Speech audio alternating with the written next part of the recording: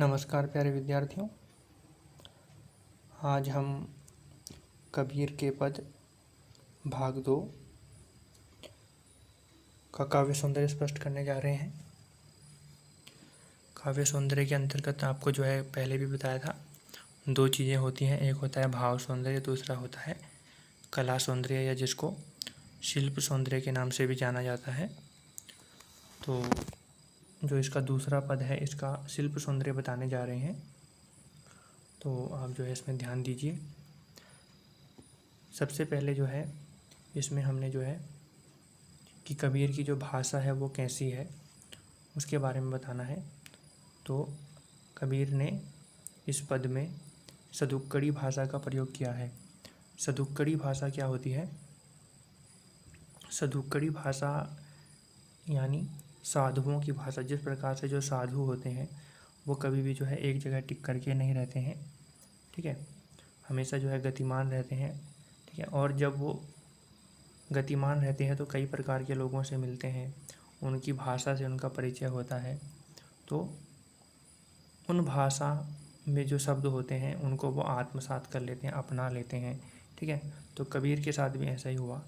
उनका विभिन्न लोगों से परिचय हुआ, विभिन्न भाषाओं के जो जानकार लोग थे उनसे उनका परिचय हुआ। तो क्योंकि वो स्वयं पढ़े लिखे नहीं थे, अनपढ़ थे, मैंने पहले भी आपको बताया था। तो उन्होंने उन लोगों से जिस प्रकार के शब्दों को सीखा उस प्रकार के शब्दों को अपनी भाषा में इस्तेमाल किया, ठीक है। उनकी कोई एक निश्चित भाषा नहीं थी, इसलिए उनकी भाषा को कहा जाता है कि वो सदुक्कड़ी भाषा है, साधुओं की भाषा है। जिस प्रकार से साधु एक जगह पर टिक करके नहीं रहते हैं, उसी प्रकार से एक भाषा का प्रयोग एक भाषा के शब्दों का प्रयोग कबीर ने अपने साहित्य में नहीं किया है। उन्होंने पंचमेल खिचड़ी भाषा का प्रयोग किया है, यानी विभिन्न भाषाओं के शब्दों को अपने साहित्य में मिला दिया है, ठीक है। तो सदुक्कड़ी भाषा है, पंचमेल खिचड़ी भाषा है, ठीक है। और इनके पदों की विशेषता क्या है? इसमें गेयता है, संगीतात्मकता का गुण इसमें विद्यमान है, ठीक है। इस पद में शांत रस का प्रयोग किया गया है। इसके अलावा इसमें अगर गुण की बात की जाए तो इसमें प्रसाद गुण का प्रयोग किया गया है, ठीक है। ये तो सामान्य बातें थी इस पद के बारे में। अब हमने देखना है इसमें किस प्रकार के अलंकारों का प्रयोग किया गया है। तो आइए ध्यान दीजिए। संतो देखा जग बोराना, साँच कहो तो मारन धावे, झूठे जग पतियाना, नेमी देखा धर्मी देखा, प्रात करे स्नाना। तो इसमें अभी तक तो कोई ऐसा अलंकार नज़र नहीं आया है। आतम मारी पखान ही पूजे। हाँ, तो यहाँ पर देखिए पखान ही पूजे, तो यहाँ पर प की आवृत्ति हुई है। तो आपको इसकी पहचान हो गई होगी कि ये अनुप्रास अलंकार है यहाँ पर। इसके बाद देखिए, उनमें कछु नहीं ज्ञाना, बहुतक देखा पीर औलिया, पढ़े किताब पुराना। तो किताब पुराना में भी अनुप्रास अलंकार का प्रयोग हुआ है, क्योंकि क की वो क्रम से आवृत्ति हो रही है। कई मुरी तदबीर बतावे, उनमें अहू जो ज्ञाना, आसन मारी डिम्ब धरी बैठे, मन में बहुत गुमाना। अब मन में फिर से अनुप्रास अलंकार का प्रयोग हुआ है। आगे देखिए, पीपर पाथर पूजन ला गई। तो पीपर पाथर पूजन में 3 बार प की आवृत्ति हुई है, तो फिर से अनुप्रास अलंकार का प्रयोग हुआ है। लेकिन मैंने आपको बता दिया कि अनुप्रास अलंकार बहुत ही प्रसिद्ध अलंकार है। सभी रचनाओं में प्रायः अनुप्रास अलंकार देखने को मिलता है, बस आपको उसकी पहचान होनी चाहिए।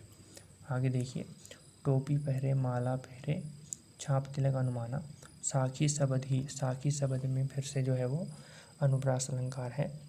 गावत भूले आतम खबरी न जाना, हिंदू कहे मोहि राम प्यारा, तुर्क कहे रहीमाना, आपस में दो लरी लरी। यहाँ पर नया अलंकार है।